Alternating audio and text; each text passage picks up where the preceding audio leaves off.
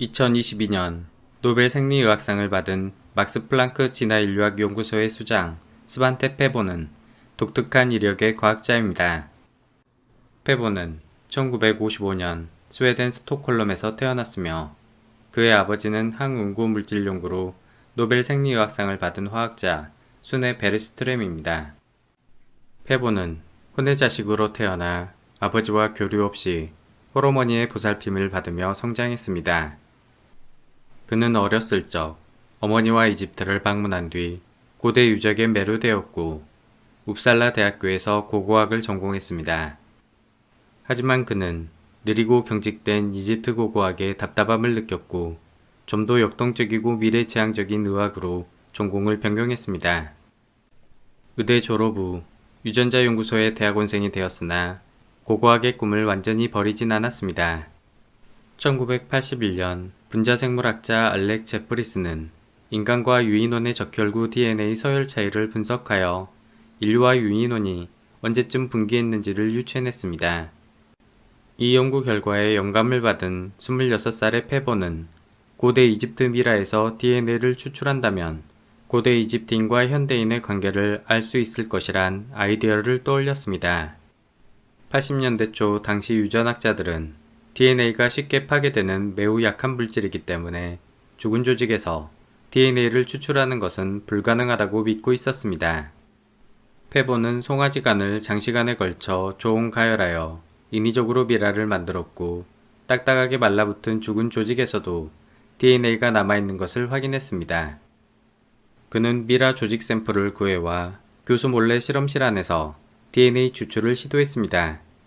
하지만 기대와 달리 뿌옇게 부스러진 갈색 가루 외에 DNA는 전혀 발견되지 않았습니다.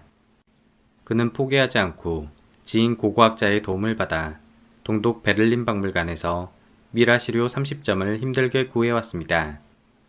미라 시료 대부분은 세포가 모두 파괴된 상태였으나 단 한 개의 연골 샘플 조직에서 세포 잔해를 찾아내고 DNA를 추출하는 데 성공했습니다. 미라는 연대 측정상 알렉산더 대왕이 이집트를 정복했던 2400년 전의 진품이었습니다. 페보는 26살 대학원생 신분으로 고대 시료에서 DNA를 추출해낸 최초의 인물이 되었습니다. 당시 유전학계에서는 캐리 멀리스가 개발한 혁명적 신기술인 PCR 유전자 증폭 기술이 도입되었고 인류학계에서는 아프리카 단일 인류 기원설이 발표되면서 격렬한 논쟁이 벌어지고 있었습니다. 앨런 윌슨, 레베카 칸, 마크 스톤킹은 세계 각국 인종들의 미토콘드리아 DNA 돌연변이 변화를 추적한 후 15만 년 전쯤 아프리카의 단일 공통조상 미토콘드리아 잎으로부터 전세계 70억 현대인이 분기된 것이란 파격적 가설을 내놓았습니다. 하나의 세포 안에는 ATP 에너지를 생성하는 수천 개의 미토콘드리아를 함유하고 있습니다. 그리고 미토콘드리아 안에는 세포에게 30억 쌍 염기서열과 관련 없는 독립된 1만 6천 쌍의 염기서열을 가지고 있습니다.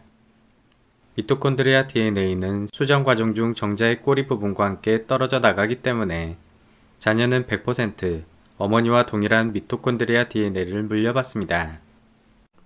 mtDNA는 핵 DNA와 비교하여 돌연변이가 빠르게 발생하기 때문에 인류 진화의 계통 연구에 있어서 매우 손쉽고 강력한 도구로 이용됩니다. 단일 기원설 학파의 고두 앨런 윌슨은 대학원생 페보의 연구 성과에 관심을 갖고 캘리포니아 버클리 대학교로 그를 픽업했습니다. 페보는 유전자 증폭 신기술 PCR을 활용해 수백 년 전 포유류와 현대 포유류의 유전자 변화를 연구하면서 실력을 쌓아나갔습니다. 하지만 수백 년 전의 뼈에서 DNA를 증폭하고 해석하는 작업은 결코 만만치 않았습니다. 대부분의 DNA는 변형되고 깨져 있었으며 혹은 마구 얽혀있는 상태로 유전자를 증폭시킬 경우 엉뚱한 프랑켄슈타인 조합이 만들어지기 일쑤였습니다. 또한 생명체가 죽게 되면 온갖 박테리아들이 달라붙어 분해 작용을 일으키기 때문에 박테리아 DNA로 범벅이 된 상태였습니다. 더욱 심각한 문제는 현대인의 DNA 오염이었습니다. 발굴, 이송, 실험 과정 중 사람의 미세한 호흡만으로도 DNA 오염은 필연적이었습니다. 30대의 미넨대학교 생물학 교수로 취임한 그는 수년간 실험실에 파묻혀 DNA 오염 문제 해결을 위한 멸균 실험실을 만드는 데 집중했습니다. 그는 특수 방호복과 장갑, 페이스 실드로 중무장한 채 실험실 내외를 수시로 살균하고 자외선 램프를 밤새 켜놓았으며 시약은 한 번 쓰고 모두 버렸습니다. 멸균실 청결에 강박적으로 집착했음에도 불구하고 DNA 오염 문제는 쉽게 해결되지 않았습니다. 그가 오로지 기술적 문제에 전전긍긍하며 고대 DNA 추출 프로토콜을 만들기 위해 노력하고 있을 무렵 주변에서는 대중의 이목을 끄는 요란한 논문들이 발표되고 있었습니다. 1990년 어바인 대학교 과학자들은 무려 1700만 년 전 목련잎 화석에서 DNA 서열을 확인했다고 발표했습니다.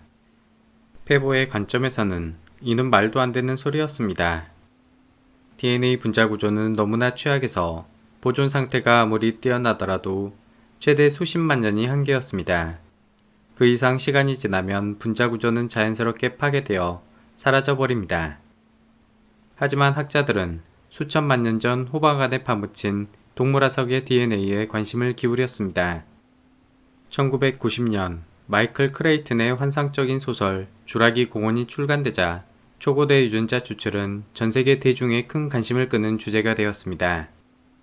이러한 추세 속에서 1992년 미국 자연사 박물관 과학팀은 호박에 갇힌 3천만 년 전 흰개미로부터 DNA를 얻어냈다고 발표했고 연달아 비슷한 논문들이 발표되었습니다. 급기야 1994년 스콧 우드워드는 8천만 년 전 공룡 DNA를 추출하는 데 성공했다는 센세이셔널한 논문을 발표했습니다. 마치 거품이 끓어오르는 주식시장 같은 상황에 절망한 페보는 공룡 DNA 단편이 사실은 인간 DNA가 오염된 것이라 확신하고 반론을 위한 연구에 착수했습니다. 열의에 찬 남자 대학원생들의 정자를 모아 DNA를 정제하고 PCR 증폭을 시행한 결과 예상대로 발표된 공룡 유전자 서열과 동일한 DNA 단편들을 찾아냈습니다. 페보는 장난스럽게 두 가지 가설을 제시했습니다. 첫 번째는 우드워드의 실험실이 공룡 DNA로 오염되었거나 두 번째는 8천만 년 전 공룡과 인간이 이종 교배를 했다는 것입니다. 이후 고대 DNA 연구 분야는 흥분을 가라앉히고 냉정을 찾기 시작했습니다. 많은 연구자들이 무엇이 가능하고 불가능한지 DNA 오염 문제 해결이 얼마나 중요한지를 깨닫게 된 것입니다. 1994년 페보는 냉동인간 위치의 DNA 분석을 의뢰받았습니다. 그는 사람들의 손길이 닿지 않은 가장 내부 장기들에서 표본을 채취했습니다. 얼음 속에서 매우 잘 보존된 신선한 미라였음에도 불구하고 역시 현대인의 DNA로 잔뜩 오염되어 있었습니다. 보리와 쌀을 젓가락으로 하나하나 집어내 분리하는 것처럼 박테리아와 현대인의 DNA 파편을 구분하고 제거해 나가는 극한의 인내심이 요구되는 작업이 이어졌습니다. 지난한 작업 끝에 현대 유럽인과 다른 단 2개의 고대 mtDNA 염기 치안을 찾아내는 데 성공했습니다. 페보는 고대 인간의 유해를 가지고 유전자 연구를 진행하는 것이 얼마나 힘든 일인지 다시 한번 절감했습니다. 하지만 예전부터 자신의 궁극적 목표였던 네안데르탈 유전자 분석에 도전해보기로 결심했습니다. 마침 독일에는 네안데르탈인의 기준 표본으로 손꼽히는 네안더 계곡의 유골이 보관되어 있었습니다. DNA는 산성 환경에 매우 취약한데 네안더 표준 표본은 석회암 채석장 동굴에서 발견되어 DNA가 파괴되지 않고 남아있을 확률이 상당히 높았습니다. 1996년 박물관 관계자들과 긴 논의 끝에 성공 확률이 가장 높아 보이는 네안더 유골의 상안골 일부를 잘라냈습니다. 다행히 골수 내부에는 콜라겐 조직이 남아있었고 미토콘드리아 DNA 서열을 분석하는 데 성공했습니다. mtDNA 결과만을 놓고 보면 네안데르탈인은 현생 인류에게 유전자를 전혀 전달하지 않은 것으로 해석되어졌습니다. 네안데르탈인이 유럽인의 유전자에 크게 기여했다고 믿고 있던 다지역 기원설의 학자들은 mtDNA 결과에 반감을 드러냈습니다. 특히 에릭 트링카우스는 네안데르탈 뼈에서 현대인의 DNA와 비슷한 서열이 발견되었을 때 오염된 DNA로 간주하고 모두 버린다면 왜곡된 결과값을 얻게 될 것이라 지적했습니다. 또한 진정한 유전자는 핵 DNA 안에 존재하기 때문에 mtDNA만으로 두 종족 간의 유전자 교환이 없다고 단정짓는 것은 편향된 시각일 확률이 높았습니다. 네안데르 계곡의 표본 연구는 첫 걸음마를 뗀 것에 불과했습니다. 다른 지역의 다양한 네안데르탈 유전자와 초기 현생 인류의 유전자들을 교차 검증하고 궁극적으로는 네안데르탈인의 핵 DNA를 분석해야만 했습니다. 동물세포 하나에는 미토콘드리아 게놈이 수천 부가 들어있지만 핵 안에는 단 한 쌍의 게놈만 들어있기 때문에 DNA를 추출했을 때 핵 DNA 단편은 1%도 되지 않았습니다. 그리고 미토콘드리아 DNA는 구조적으로 단단한 두 겹의 외피에 보호받아 사후에 보존될 확률이 더 높습니다. 당시까지 고대 유골에서 핵 DNA를 추출하는 데 성공한 사람은 아무도 없었습니다. 1997년 핵 DNA에 대한 고민이 깊어질 무렵 때마침 독일 막스 플랑크 협회에서 고 인류학계의 샛별로 떠오른 42세 페보에게 막대한 자금과 자유로운 지휘권을 보장하는 새로운 인류학 연구소의 수장직을 제안했습니다. 막스 플랑크 협회의 전신인 카이저 빌름 협회는 나치에서 우생학 연구와 최악의 인종 청소에 관련된 추악한 과거를 가지고 있었기 때문에 인류학 연구소의 창설은 매우 조심스러운 상황이었습니다. 페보는 오히려 백지 상태에서 새롭고 혁신적인 연구소를 만들 수 있다는 점이 마음에 들었고 세계 최고의 고생물학자, 고고학자, 영장류학자, 유전학자, 엔지니어들을 초빙해 팀을 꾸렸습니다. 회의실은 완전히 개방된 공간으로 누구든지 자유롭게 토론에 참여할 수 있었고 고질적인 DNA 오염 문제를 해결하기 위해 지하에 있는 독립적이고 철저한 대규모 멸균 시설 체계를 구축했습니다. 돈벌이가 전혀 되지 않은 인류학 연구에 엄청난 자금을 투입하는 그들의 저력이 놀랍게 느껴집니다. 페보는 젊었을 적 게이로 독신 생활을 지속했으나 이곳에서 동료학자 린다 버질란트와 결혼해 늦은 나이에 가정을 꾸렸습니다.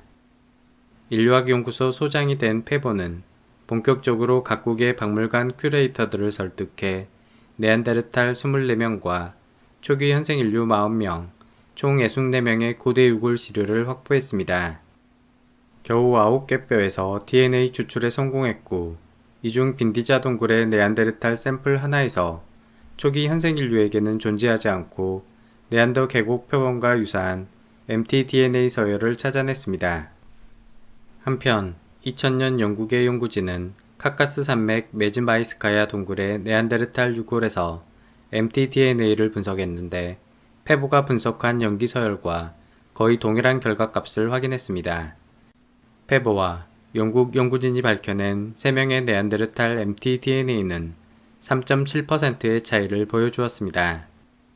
현대인 3명을 무작위로 선택했을 때 mtDNA 평균 차이값은 3.4%이기 때문에 매우 유사한 편차라고 할 수 있으며 네안데르탈인 또한 우리처럼 매우 작은 모집단에서 시작하여 번성했음을 의미합니다. 침팬지의 경우 mtDNA 차이값은 15%에 이르며 고릴라는 18%로 매우 높습니다. 페보는 이제 핵 DNA를 얻을 수 있는 방법을 찾기 위해 골몰했습니다. 핵 DNA를 추출하기 위해선 일단 가능한 한 많은 뼈 샘플을 확보하는 무차별적인 양적 접근법이 필요했습니다. 하지만 네안데르탈 유골은 실험용으로 마구 사용하기엔 너무 귀하고 희귀한 게 가장 큰 문제였습니다. 그는 DNA 보존 상태가 가장 훌륭했던 빈디자 동굴의 뼈 샘플을 더 구하기 위해 크로아티아로 향했습니다.